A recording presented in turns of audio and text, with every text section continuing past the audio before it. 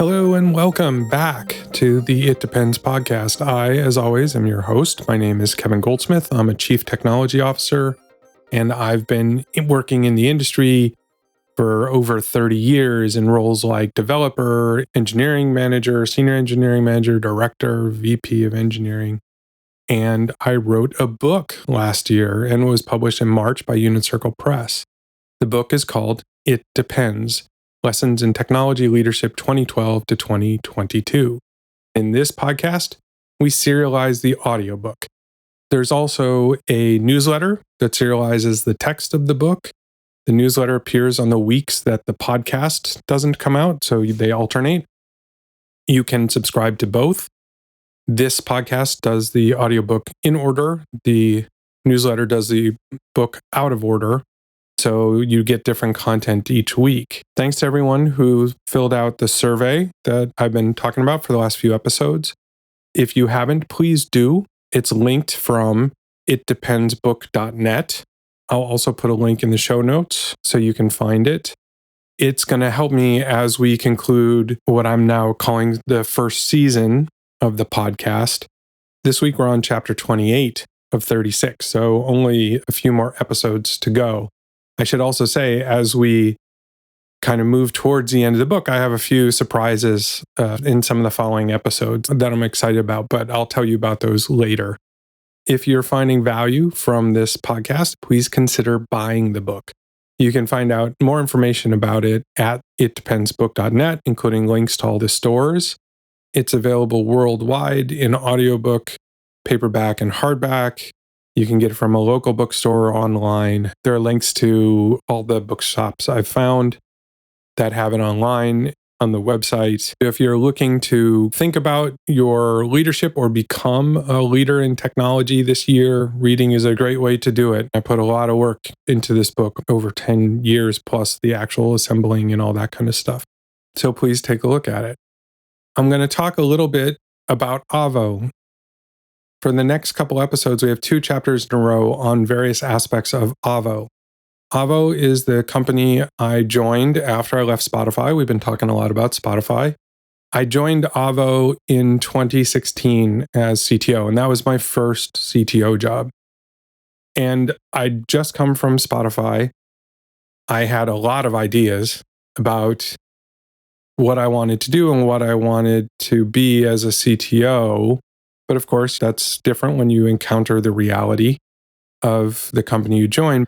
In a lot of ways, it was a near perfect situation for me. The leadership of the company was exceptionally open and supportive and willing to try new stuff, willing to listen to me and let me try things that, to be honest, didn't always make sense to them. Avvo was a legal tech company founded by a lawyer. Certainly, he'd been running a software company for a number of years and came from the software industry, but he wasn't thinking about alternative organizational structures or anything like that. And so some of the ideas I was coming in, I worked with a bunch of other Microsoft alumni and folks from other more traditional software companies. And I was coming in with a lot of fairly wild ideas. And they were very supportive and open.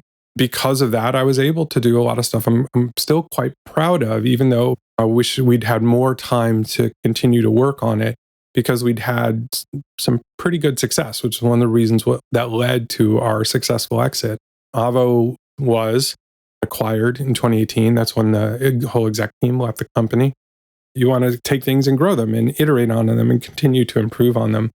So as proud as I am of what we did in a short amount of time at that company, I'm wishing I'd had more time to see how it continued to iterate and improve. I will say the organizational structure we adopted at Avvo scaled exceptionally well. While I was there, we grew the engineering team by over 50%. The previous model we had, which was a very traditional hierarchy with relatively small teams, wouldn't have made it. Small teams are not something I've generally been used to. Having small teams is not necessarily something I gravitate towards. In fact, I actively gravitate against it, especially in a hierarchy. because that means a manager is responsible for a small number of people. That manager is either not much of a manager because they're not managing a lot, so it's hard for them to be serious about being a manager. They're aspiring to be a manager, but they don't get much opportunity to grow their responsibilities because they're managing a small team. It also means that the management overhead of the organization is pretty significant. And that doesn't matter if you're not expecting managers to do very much, which is what I see in these organizations that have lots of little teams, but each team has a manager or a person that everyone reports to, like a 3-person team where one of them is the manager. In those teams, that person doesn't manage very much, which generally means they're not a very good manager. They don't have time to practice. They don't have any experience, and they're generally not trained. Or they are a great manager and they'd love to do more, but they're constrained by the fact that the teams are small, and until they get promoted to usually pass their level of competence because they haven't had a chance to manage a larger team, so they're stymied in their own growth. So I generally don't like that. When I joined Avvo, that was the situation. It was a lot of little teams, each with its own manager, generally the lead developer, each kind of owning a little tiny piece of the larger product. It was a pretty big product. And one of the first things I did is looked around and talked to, and I've done this in other companies where I've joined, including in my current job, which was very similar. I'll go around and talk to each of these managers as part of my general onboarding. And I'll ask them, do you like being a manager? Do you want to be a manager? Do you want to manage more people? Usually, the response rate is about 30%. Do want to be a manager and grow as a manager. The other 70% like being senior developers and just want to be senior developers, but there is no growth path for being a senior developer that doesn't involve management at the company. My first inclination is to say, okay, well, if you don't want to be a manager, that's great. Let's create a good career path for you as an individual contributor. And then let's have people who actually want to be managers and want to improve as managers. Let's have them manage the people. And so that's what we did. Now, of course, if you have a whole bunch of small teams and a smaller number of managers than you do teams, you end up with a matrix organization. This is very similar to that chapters and squads models we've talked about at Spotify. But as I've said in prior episodes, the last thing I wanted to do was leave Spotify and then go do Spotify again. Because as I also said in previous episodes, Spotify worked because it was Spotify and the corporate culture that supported it. Avvo had a very different corporate culture. It was an American company, a Pacific Northwest company. It had been around for about 10 years. It knew who it was. And if I tried to come in and say, okay, we're now going to do squads, chapters, guilds, tribes, that would have been a total disaster. So instead, what I said was, okay, let's look at this problem. The problem is I want to grow the managers and I want them to be better managers of people, which means I need them to want to be better managers of people and not want to do a different job, but kind of be stuck in the manager job. So now let's have the people who want to be managers be managers. Let's have all the people who want to be more senior developers be more senior developers. Now that means we have fewer managers and teams. Guess what? Managers are now managing multiple teams. That was step number one. And that actually worked pretty well because essentially we were giving everybody what they wanted. It did create a little bit of a problem. Now we have this thing where, as far as accountability, the accountability gets a little bit more muddied. If the manager is managing one team, that manager is now the point of accountability, the single ringable neck for the team. Now we have a manager managing multiple teams. How is that going to work? They're not necessarily in all the stuff in the team day to day. We couldn't move to this kind of group accountability model we had at Spotify because of a different culture. That wasn't a natural thing for people. They just didn't have that experience. So instead, we had to find ways of creating that measure of accountability and expectations of accountability. We kept it generally with the managers, but we gave the managers a bigger span of control than they'd had previously, but an appropriate span of control where they could still be accountable for multiple teams. But by the very nature of this, they had to seed decision-making into those teams. So now they weren't necessarily the point of decision making on every decision because now they're working with multiple teams. So that did mean we gave more autonomy to the teams, but it was autonomy with oversight from the manager. And as a progression from top-down command and control to team autonomy, that actually worked pretty well. If you're thinking about how to bring more autonomy into your teams, which I would argue is kind of a critical thing if you're trying to scale your organization, bringing more autonomy into those teams lets you scale faster without having to build massive command and control structures and slowing down decision making. If you're trying to grow your teams without slowing down, bringing more autonomy into the teams is the way to do it. Because if you try to maintain command and control as the number of teams grows, you end up with more levels of hierarchy. And each level of that hierarchy adds in a break, essentially, a decision-making bottleneck. This was one of the things that enabled us to grow and scale over a short period of time by moving more autonomy into the organization. We grew significantly, if done in a good way, and I think we did. It wasn't friction-free. We had some issues to work through. It would have been impossible if we had more and more small teams with a manager in each, and then directors managing a bunch of small teams, and then VPs managing a bunch of directors. That would have killed all velocity we had. It would have brought the entire company to a halt. So instead, what we were able to do is grow the span of control under each of these managers, have them grow to larger organizations, but adding progressively more autonomy into each of these teams. So they were taking more ownership as the managers were stepping back because they were now managing more people. And also, we went out of our way in our hiring to hire people that were excited about that way of working. If you're in a position where you can hire, that's a great way to change the culture. Just hire the people who want to work in the way you want to work, because they're now advocates for it. So we did that. Absolutely chose to do that. And that helped a lot. If I had been kind of a fixed headcount in trying to evolve the culture, it would have taken a much, much longer time. And that is the world most of us are living in now. Very few scale ups anymore. You're going to do your change. You've got your vision. You're going to move the organization to where you want it to be, but you're going to have to do it at a slower pace. You have to evolve the thinking of the people in the organization, show them the way that you're going, and get them to buy into it. So it's just harder to do it if you're not hiring in significant numbers, but it's still possible. It just takes longer. This chapter talks about journey teams. I gave a kind of introduction to journey teams in one of my conference talks. I talk about it in the book, but I don't really talk about it enough, I think, to explain journey teams and why we chose journey teams and how journey teams are separate from Spotify, but obviously influenced by the ideas. I want to talk about that for a few minutes before we get into the chapter. So we had this place where problem number one, two main managers. A lot of the managers had no interest in being managers. Solve that problem. Create a matrix organization. Now, this was one manager, multiple teams, which was the kind of logical next step from where we were.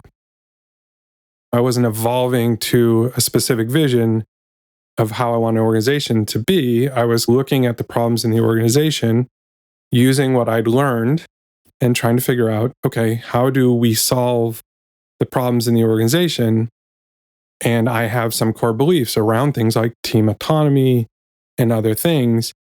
That's going to influence my thinking and the solution space, if you will, that I'm going to look in. I didn't have like, oh, this is the organizational structure we're going to be someday. It was really let's solve this problem. Let's iterate, make sure that problem is solved.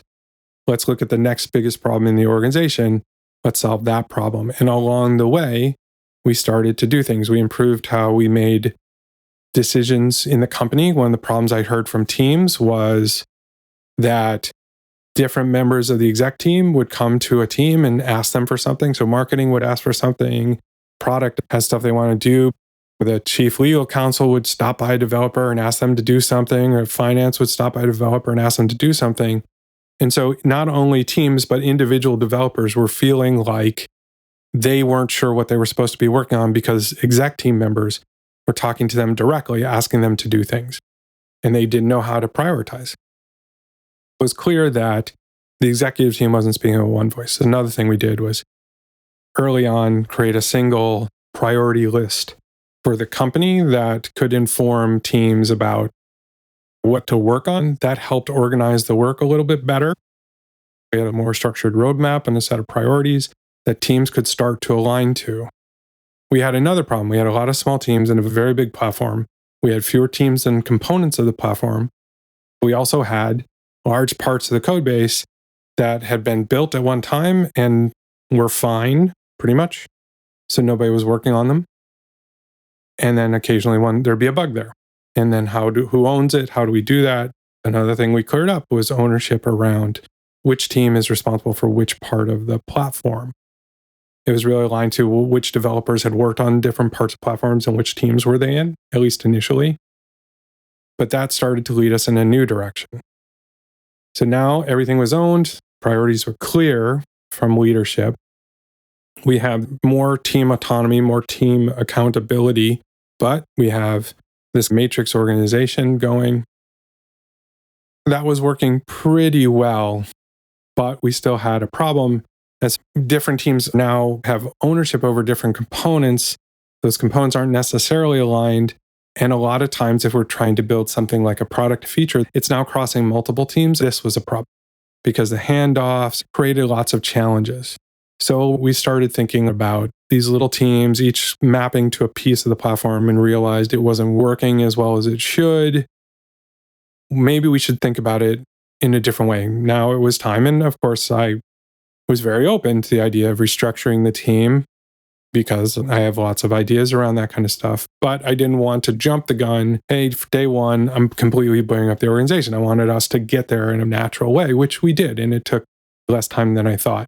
The company was doing well, but we had a bit of a burning platform problem where a lot of stuff that had been working real well, it just wasn't working anymore. So there was a big thirst for change within the company. One of the biggest problems we had was there was so much appetite for change that we overdid it. We kind of overwhelmed teams with all the change and we had to back things way off. So after the first time we did that, we spent time thinking about where we should be going. Around this time, the product and UX team decided to do some user journey work. If you're unfamiliar with user journeys, there's a lot of literature about it.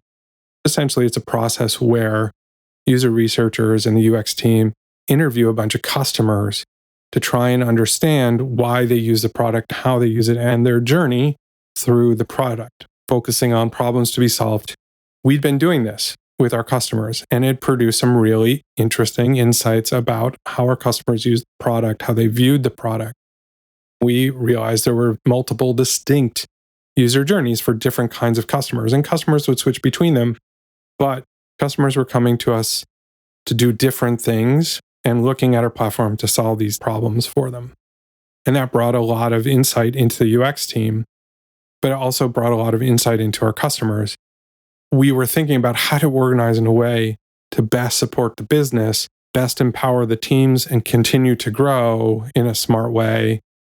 We coalesced around this idea of journey teams, and it was a collaboration. Certainly, I was very supportive and instrumental in it, but I don't want to take 100% credit for it because it involved different folks from the organization, the agile coaches, the UX team who drove the user research, the product team, and my senior engineering leaders who reported to me, the rest of the business too. I probably pushed us to be more aggressive or to think bigger just because I was coming at it from a different experience, having just come from Spotify.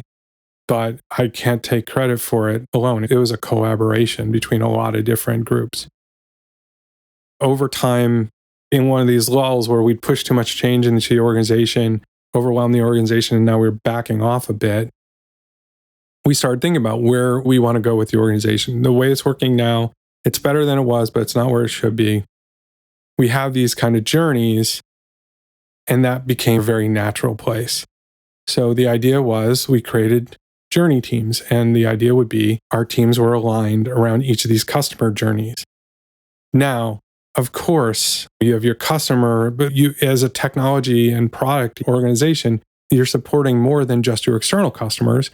I had internal customers, like the development team, right? We had an infrastructure team to support. We also had to support the business and technology, like finance and marketing. So we created 6 journey teams because we were a marketplace with 2 different versions of the customer. A consumer coming to the marketplace to solve a problem. And then we had a customer that was a supplier, in our case, lawyers, who were on the platform trying to contact customers. And so we ended up with 2 customer-focused journeys, the attorney journey, which supported the supply side of the marketplace. We had the developer journey, which was the infrastructure team. Their customers were the developers. We had a team to support the internal company and support finance, marketing, and sales. Those journeys created the mission of each of these teams, and that became a clean and obvious way to do this. In order to fill that out, we had to build journeys for the internal developers to understand how they used the infrastructure and what they were looking for from our company's infrastructure, and for the business as well. That actually worked out to be really cool. If you are a CTO or head of DevOps or an infrastructure team, building a journey map for your internal consumers was really great for that team. They really liked it. And so did the rest of the business, to be honest. Get asked about what you want, how you try and do your job, what we can do to make your job easier. Oh, wow, people really do appreciate that. So now that we had these journeys and missions, we then had to figure out how to organize them. One of the things that was interesting for me at my last team at Adobe was working on Revel. We created kind of a leadership council, is the best way I could maybe say it, which involves some of my reports, the head of test, the head of infrastructure, my directs that manage different parts of the group, but then also product management, program management. We end up with this kind of little council that we would meet with regularly and talk about sort of stuff that was going on, address issues, look at bugs. And it was similar to what I've talked about in the past at Spotify, the potluck, which was like the agile coaches plus the chapter leads plus the product management, but a little bit bigger. So I liked that idea. So we ended up creating, and I talk about it in this chapter, kind of a governing group for each journey team. It was on the order, I think the biggest one was, attorney journey, which maybe had like 40 people in technology. I think it was maybe 50 people total. So they were smaller than tribes generally. Some of them were like 20 people. Like a Spotify tribe was usually like minimum size would be like 40 people. We were definitely smaller than that, but that was fine. That actually gave us a much bigger level of flexibility because each of these journey teams really owned the epics, right? So there was maybe in some of the bigger journey teams, there might be more than one product manager, but there was kind of a head product manager. The engineering managers for your organization became journey team leads and managed everyone within the journey team. But then there was a lot more dynamism within the journey team because the journey team would own the epics, and that epic would get broken up into stories, and different teams within it would do the stories, and those teams could change pretty often, and they did. So that gave a lot of dynamism within a relatively small group, but gave a consistency on their bigger group. But none of the groups were so big that you had this problem of, I don't know anybody else in the organization. You knew everybody because none of them were that big. They could go do a social event together and all hang out. Even the biggest ones is bigger, but they could still all hang out. And so they all felt like they were part of a big team, but the work was organized in such a way that folks knew what they were doing within that scope of their journey. And this comes back to something I talk about a lot in this book around autonomy, but then how do you manage autonomy with accountability? And the way that I've seen it work effectively is by setting appropriate understanding and context, but also guide rails. Here's the space you have freedom in. Beyond this space, it's not that you can't go past this space, But this is where you have to ask. You can't just do it. Now, if you're familiar with Frederick Laloux's book on organizations, Reinventing Organizations, which is a book I absolutely love. And if you hear me say those words I just said, you'd say, well, that is not what he calls an emerging teal organization, which is an organization that is fully self-organized. Nope, we were not. Neither was Spotify. That's fine, right? Because at scale, to go from what he calls maybe orange, like a command and control structure, traditional company structure, to an emerging teal, you can't get there from there. You have to progress. People aren't ready for it. Companies have tried it, right? Companies have tried it and have failed massively trying to do that. To just go from very traditional structure to some wild new structure that most of the company doesn't understand and isn't part of the process of understanding. Zappos, classic example. So, one, I would love to someday evolve to work in an emerging teal organization. But for today, I'm pretty happy. And most people that have worked for me have been really happy getting to a green organization where they have a lot more autonomy, a lot more control in their day-to-day work, but there's still some structure around them so they know where they have freedom and where they need to ask. Maybe over time, an organization will evolve to that. I do hope to do that. But for right now, going from orange to green is pretty good. And I'm very happy about that. In that world, what is the responsibility of Journey Team? Journey Team has a mission. To achieve that mission, they have a lot of ownership over that mission. And they had metrics. How do you know that the Journey Team is achieving its goals?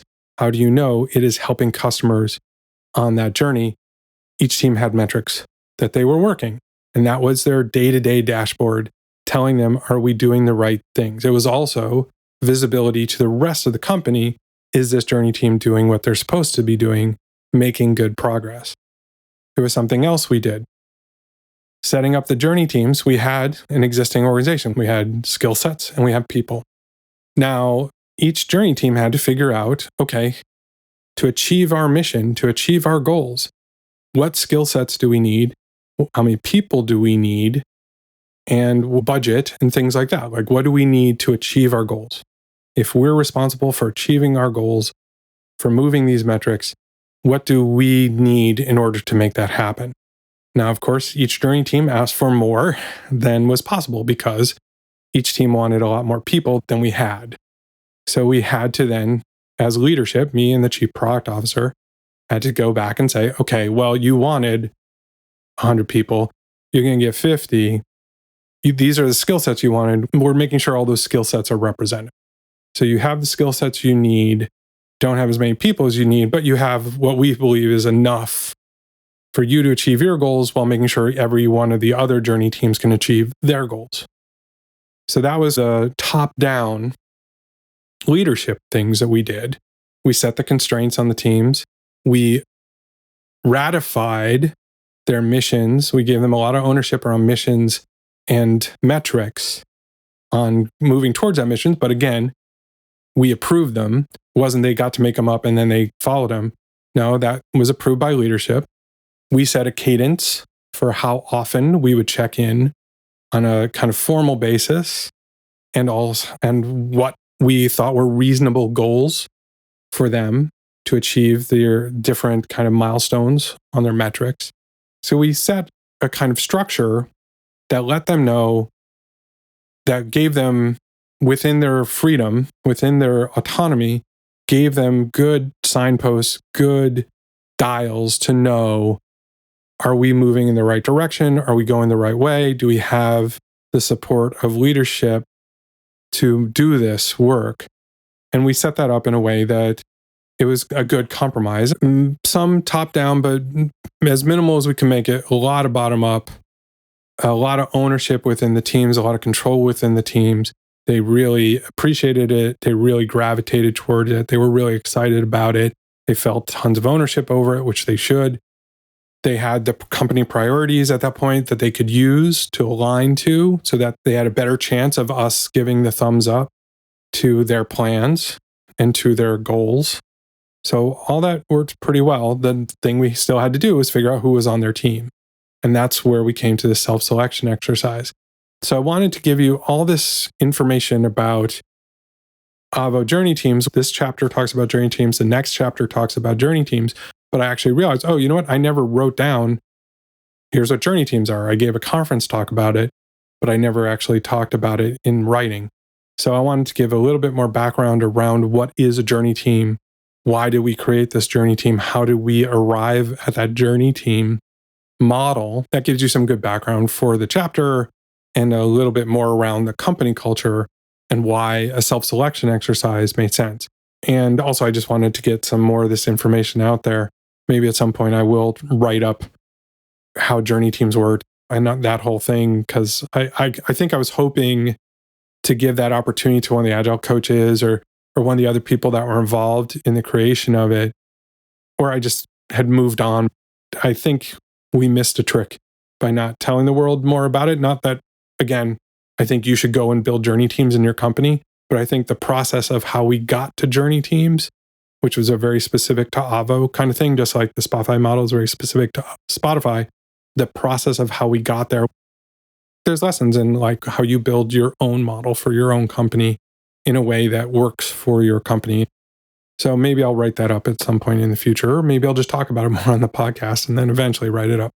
So now I give you chapter 28, using self-selection to create journey teams at Avvo, from It Depends, Writing on Technology Leadership, 2012 to 2022.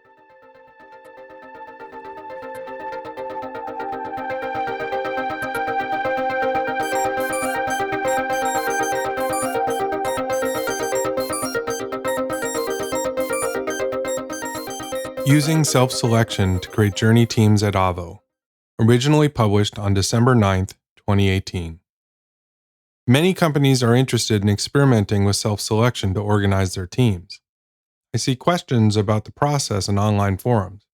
While there are some excellent books and blog posts on the topic, I thought I would share a self-selection exercise we did at my last company, Avvo. It worked well and with relatively little drama. If you are considering a similar exercise, you might consider this approach. I joined Avvo as its CTO in the summer of 2016. At the beginning of 2017, we moved to a new team structure. The basis of the new team structure was the customer journeys through our product. These new teams were naturally called journey teams. I described journey teams briefly in my talk, Building a Culture of Continuous Improvement in Your Company. Traditionally, at Avvo, the leadership organized the development teams top-down. I had heard from individual developers some frustration at how they were placed into teams and moved without consultation. I decided that this reorganization was an excellent way to demonstrate the more inclusive and autonomous culture that I was building. Allowing people to self-select their new team seemed a perfect way to break from the past and set expectations for the future. Preparation. We decided on 6 journey teams. 4 were product-focused, supporting customer journeys. The other 2 were internally focused. 1 journey team supported our developers with tooling to help them manage their services. The other internal journey team focused on supplying business analytics to the marketing, finance, and sales teams. If someone chooses a team, they need to understand what the team is and why they would want to join it. With our direct reports, the Chief Product Officer and I set the number and characters of the journey teams. Once we set the number and missions of the journey teams, we picked an initial leadership group for each team. That leadership group consisted of 1 senior member of each functional specialty that would be part of the team. The product teams each had a product manager, a development lead, a test lead, a UX lead, a data engineering lead, and a data analytics lead. The new journey leadership team groups were each responsible for setting up the initial scaffolding of their teams. The scaffolding included fleshing out their missions, establishing their spheres of responsibilities, putting together some initial strategies they would use, and choosing their core metrics. As they progressed on these, they would review with each other and the senior product and technology leadership. We needed to ensure that every part of the product and platform had an owner, and that the plans and metrics made sense. As the journey team leadership groups made progress in building their plans, they put together staffing estimates on what they would need to execute their strategies. The staffing estimates were valuable as they helped me decide what staffing I would need in the next year's budget. The budget process was happening in parallel with this effort. As we moved into December of 2016, the leadership of each of the journey teams had made enough progress that I felt comfortable in setting the self-selection exercise right after the New Year's break in January. At this point, the board had approved the budget. The CPO and I could determine what staffing we would allocate to each team based on their mission and strategy. Each journey team then needed to think about how they would structure their efforts based on their assigned staffing. The exercise. The self-selection exercise structure was a job fair with a festive atmosphere. The entire product design, development, test, data engineering, and data analytics team assembled. We had cupcakes and drinks. One by one, each journey team leadership group came up to pitch their team to the rest of the organization. They described their mission, goals, initial plans, and the planned size of the team. Some had already designed logos and slogans. Each team was selling their mission to their peers. Some teams put a lot of effort and salesmanship into their pitches. Other groups had a difficult time articulating why people should join them. After the last journey team had presented, every person in the room got a card. The card contained a space for their name and a list of the journey teams with areas to put their order of preference. We asked everyone to rank their choices entirely, just in case we would need them. When all the cards were filled out and collected, the meeting adjourned. Finalizing the selection. After the self-selection meeting, the people managers from the organization met. The responses from each card were now in a spreadsheet showing each person's preferences, the number of people currently assigned to each journey team, and the number of people budgeted to be on the team. The people managers were part of the process because they knew their report's interests, challenges, growth plans, and interpersonal issues. They were there to advocate for their employees' wishes. They were also there to understand the process. With an understanding of the process, they could explain to someone why they didn't get their first choice. The people managers helped to ensure that each team had the best diversity of skills, backgrounds, and experience so that they would have the highest chance of succeeding. The process of matching people in teams was iterative. As the team started to fill in, we had to go back and readjust a few times. The task of matching people in groups went relatively quickly, only about 90 minutes for a 120-person organization. Along the way, we shifted one headcount between teams to accommodate a developer's professional development interests. We matched 99% of the people to their first or second choice of journey team. In the case where someone got their third choice, we had a reasonable explanation for them about the decision. Once we set the initial rosters for each journey team, the individuals had a chance to review and give feedback. For the cases where people didn't get their first choice, their manager could discuss it with them in their one-on-ones. While we were open to further iteration to accommodate any concerns, it turned out that it wasn't necessary. The journey teams and individuals were all content with the matching. A week after the self-selection exercise, we sent out the official announcement of the new team rosters. The teams started meeting to flesh out their initial plans, and individuals moved to sit with their new teammates. We made it clear to everyone that if they were unhappy with their decision, we would help them switch. A retrospective on the exercise a few weeks later found very high satisfaction from the organization with the process and the teams it produced. The result. The exercise itself was a success. It had tremendous engagement from the organization. People felt empowered in the activity and committed to their new team because it was their choice. Only one person switched teams in the 3 months after the exercise, and only a handful in the rest of the year. What I would do differently next time. The process of preparing for the exercise from each of the journey teams created some tension in the organization. The journey team leadership groups spent much time meeting together in the weeks before the meeting. The groups weren't transparent enough about what they were doing. We, as leaders, hadn't set reasonable expectations about communication. We'd started encouraging them to send updates to the organization on their progress, but it came later than it should have. Next time, I would give more guidance to the leadership teams about how they could go about their initial organizing. I would put tighter time expectations on them and assure that they were transparent to the rest of the organization. The presentations themselves were a bit of a challenge for some teams. We did encourage groups to make their presentations fun and to sell their missions. We didn't help the teams with their presentations, though, and we didn't do a run-through with them. The disparity in presentations did mean that some groups attracted an inordinate amount of interest. Next time I would have a run through where each group could see each other's presentations and we could give some advice to help improve their presentations. Regular self-selection exercises. Some in the organization were so happy with the self-selection exercise that they suggested we repeat it every year.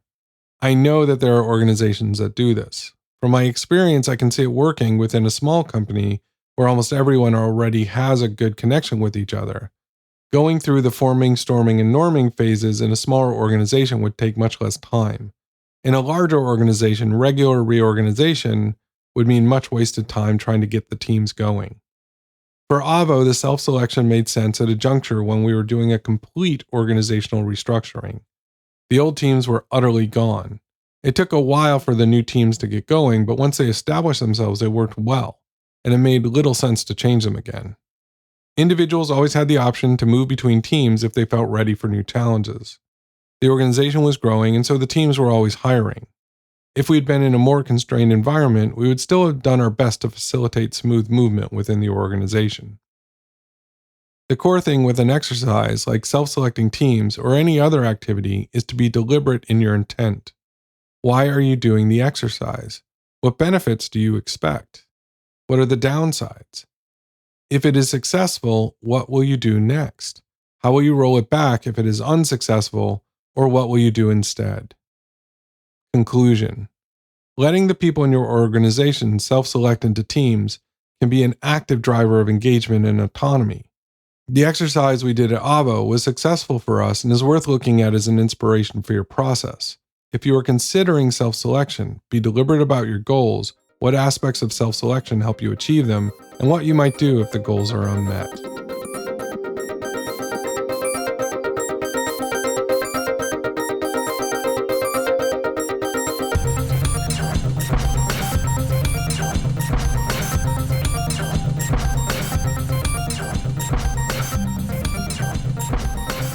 I hope that context I gave you before the chapter was helpful.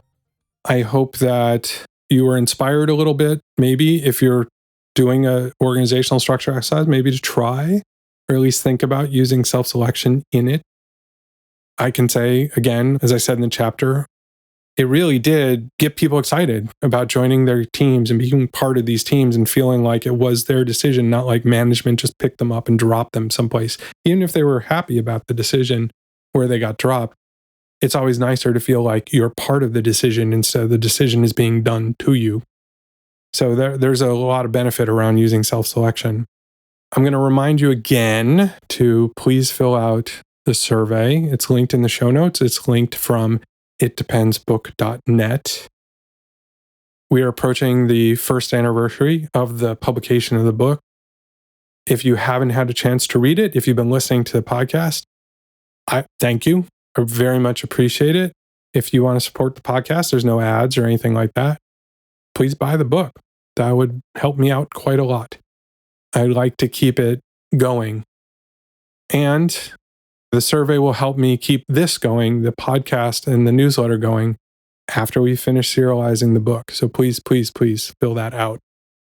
I hope you had a great New Year's. I hope you had a great holiday. I hope you did some reflection, as we've talked about in prior episodes. I think Pakua had a newsletter right before the end of the year that had a really great kind of self-reflection exercise for the new year that I will point you at. If you were looking for something like that and you heard me talk about the structured process I use, and a lot of people did ask me for it, and I think I explained I would love to share it, but I can't share it because it includes stuff I paid for from other people. Like if I see somebody doing something that looks interesting, like I'll go buy it and I'll go through it. And if I see things in it that I think would be helpful to my own kind of personal reflection practice, I'll just incorporate it into that as opposed to doing somebody else's. Again, I do think it's important for you to build your own. I don't think mine would work for most people because it works for me and I'm not most people. You are not most people either. You need something that works for you and the way you approach things. And you can start with, if you don't want to track down Pat's thing, or you just want to start on your own from scratch, ask 2 questions. It's the same kind of question you'd ask in a agile retrospective. Just you're asking yourself, what's working well? What's not working well? What would I like to keep doing? What would I like to change? What would I like to be better at? That's a good start. And that may lead you to further questions. What do I like? What do I dislike? What do I want? Where am I going? And checking in on those questions on a regular basis. And it doesn't mean daily, it means once, twice, 3 times a year or something. Really is helpful, keeping your mind on improvement and getting to where you hope to be someday. I hope you've done a similar exercise. Beginning of the year is a great time to do it because it's quiet time. We're getting back into the whirlwind, people. We're getting back also into reviews. I got to finish up my reviews. I've followed my own process. So I've done a lot of the pre-work, but there's still a lot of work that goes into actually writing the reviews. You're probably doing them too if you're a manager. Now's the time where we do them. So if you want, go look back at those episodes or go look at those newsletters on writing performance reviews. A lot of it is doing the homework before the review time, but there's still good ways there to not only approach gathering the data for the review, but also writing the review, delivering the review, doing salary stuff if you have to do it. I put a lot of work into those 4 chapters in the book, so hoping you get some value out of them. I will see you next week in the newsletter and 2 weeks back here on the podcast. Have a great week.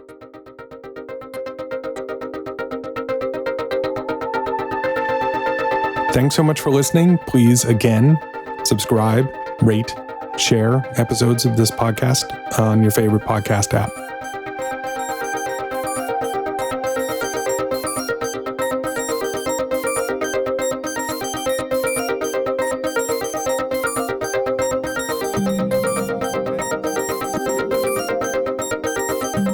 Thank you for Answers to April for the music used in this podcast. To hear more from Answers to April, visit answerstoapril.com.